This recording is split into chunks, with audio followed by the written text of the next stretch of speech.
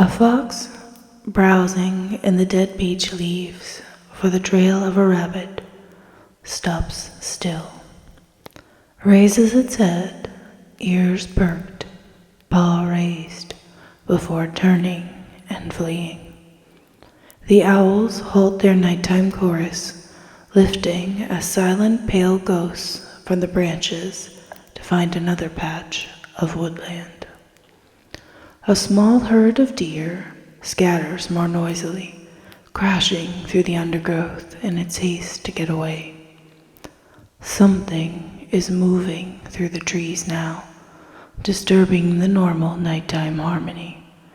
Shadows with form, with substance, rustling through the leaves, treading upon the woodland floor, snapping twig and bracken. Deep in the woods they gather, the same clearing they have always used, and their forebearers before them since the legends began. A strange flock, black-robed, beast-headed, born of the unknown depths of the wood, an image from a medieval woodcut, a dark folktale to frighten badly behaved children. In the modern world, a world of busyness, of speed and connection, they make no sense.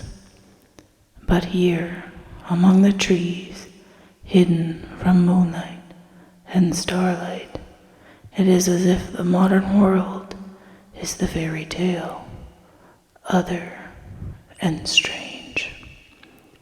A short distance away, the old man sits in his study in the woods, a converted cabin surrounded by ancient trees. The door is ajar to the elements. Now that darkness has fallen, there's a chill to the air. It creeps in at the open door. It rifles through the papers on the desk. In front of him is a single feather, its black down ruffled by the breeze. The old man doesn't pay it any attention. He doesn't pay it any attention because he is dead.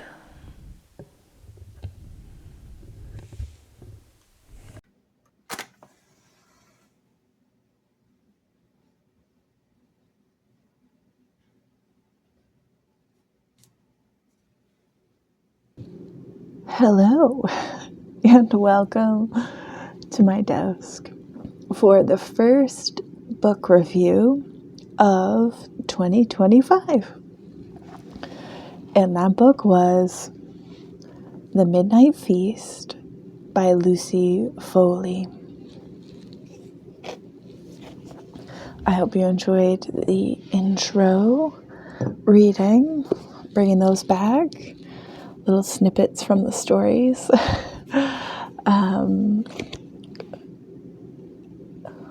So I will first read you what this book is about, and then I will talk about the aesthetics because I'm ready to jump into that.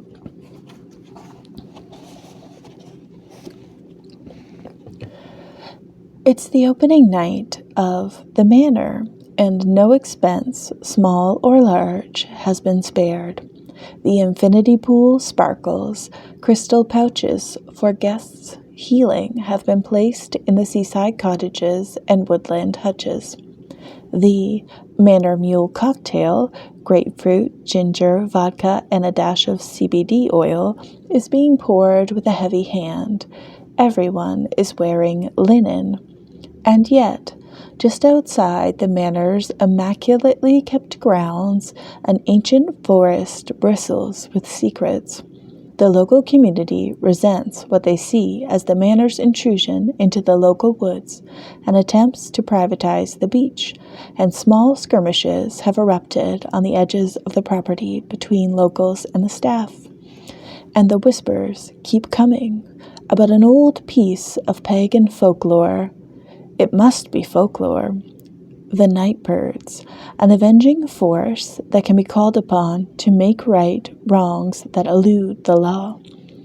Though surely everything at the manor has been done above board. On the Sunday morning of opening weekend, the local police are called. There's been a fire. A body's been discovered. Something's not right with the guests. What happened on the grounds of the manor the past 36 hours?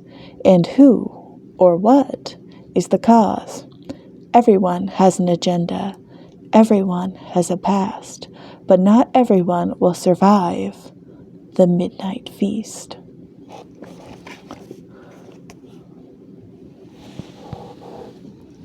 All right, what do you think? Sound intriguing? I thought it did.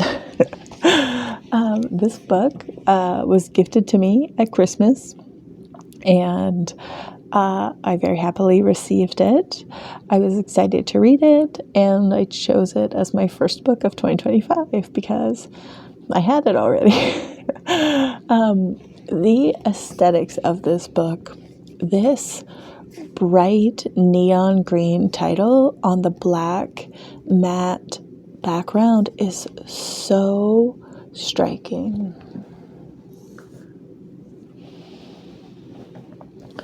It almost glows in the dark. Let's see if I can get it to...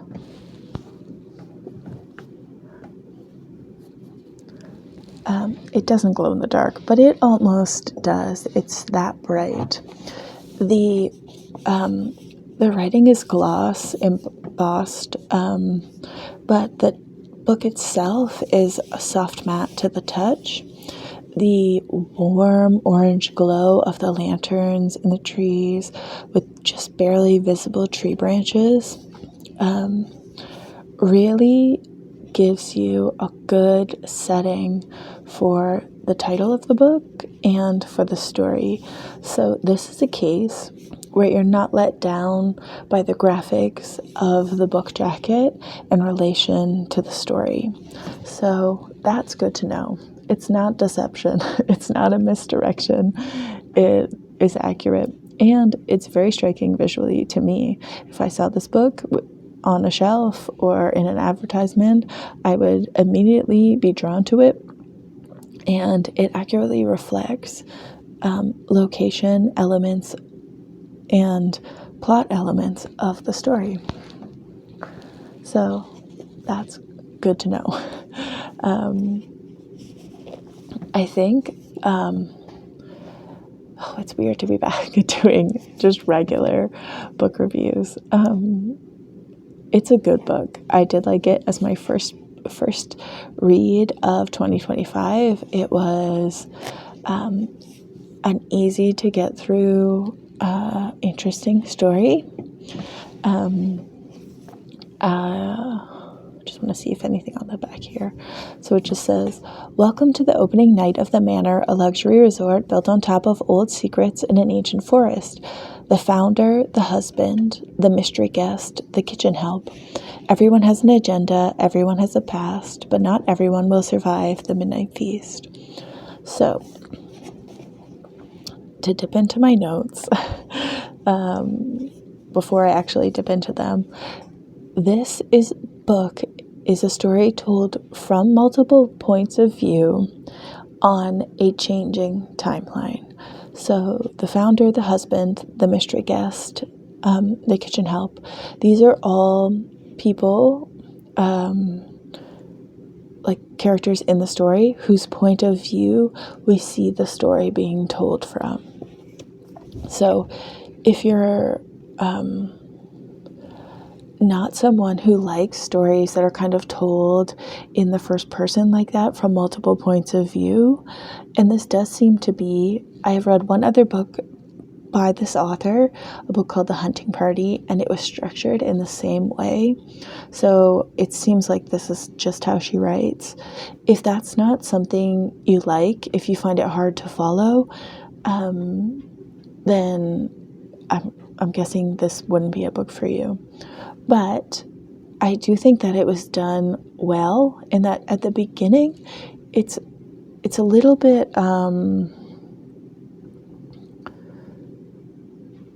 you're kind of like, what's going on? And then the characters establish themselves in a way that as the point of view changes, you're comfortable in the switch. That's what I would say. At least that was my experience. So it's not overly confusing. I've read the first 3 books of the year before I've done this review. I'm calling them the midnight books because they all have midnight in the title. But all of them kind of have this element of this story structure. And of the 3, oh wait, sorry, I'm trying to remember if the 3rd one did have the same structure, and I don't think it did. But the next book that you will see the review for had a similar structure, and it was not done nearly as well. So if you find it difficult to follow a book where it switches perspectives, then maybe just try another one, because they're not all the same, for sure. It also does time jumps, so present to past time jumps, as well as character switches. So that's another type of story that some people don't like it, when a story moves from the present to the past, and vice versa. They can find it confusing. So just be aware that is an element of how this story is structured. I didn't find that was an overly difficult kind of thing to overcome when reading the story. It was very straightforward. So I'm just gonna check my notes here. And so I did say, told from competing perspectives at the same time, but also jumps around in the timeline. Slightly jarring at first and difficult to keep characters straight.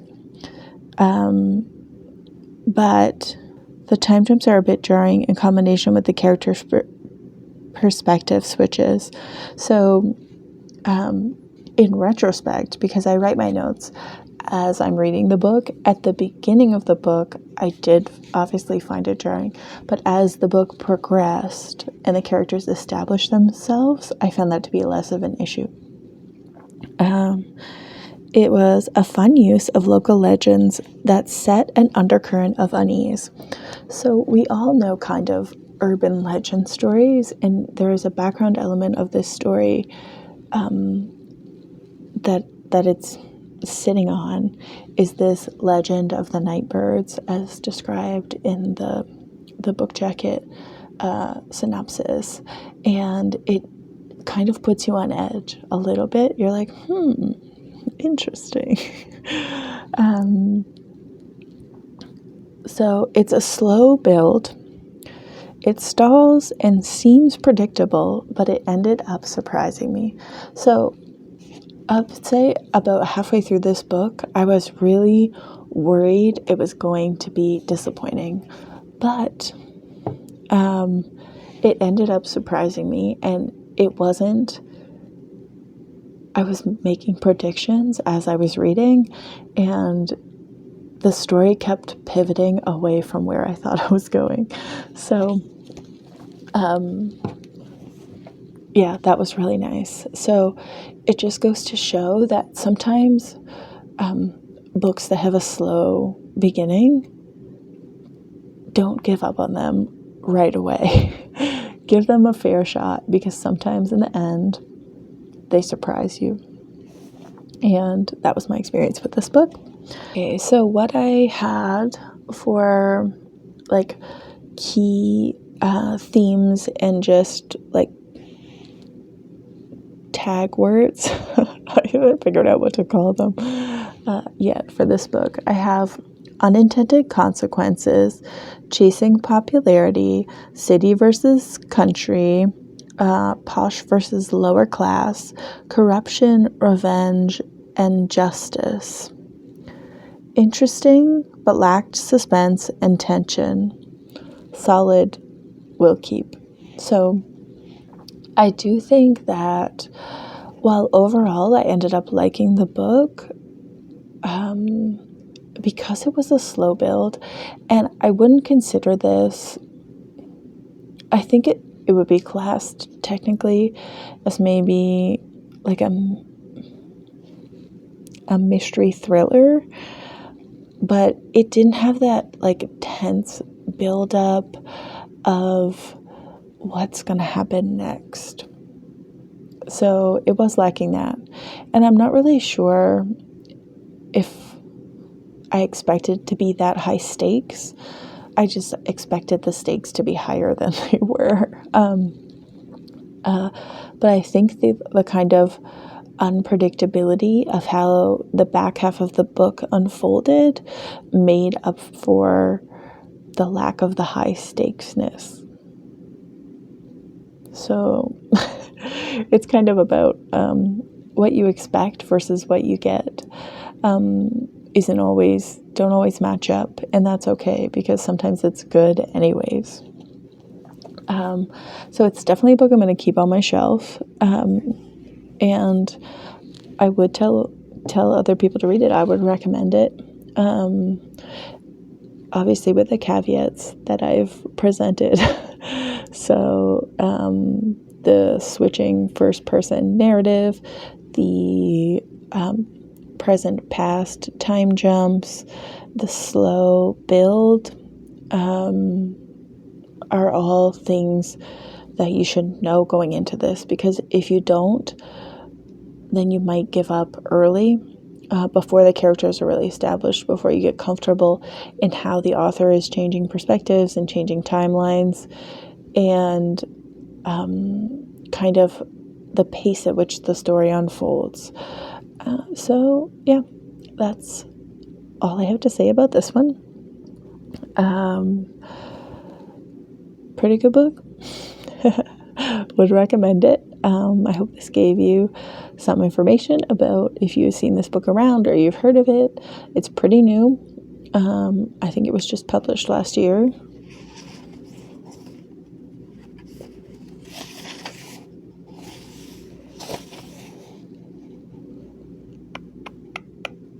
(2024), yep. So you might have seen it around. It feels very much like a book that could be made into a movie or like a Netflix special. I can see that. I can see that for this book. So maybe that's in its future. I don't know. But if that gives you kind of like an extra hint of if this might be something you might want to read. So that's all for this one, guys. Thanks for joining me here on my desk for this little mini review of The Midnight Feast by Lucy Foley, and I will see you in the next one. Bye.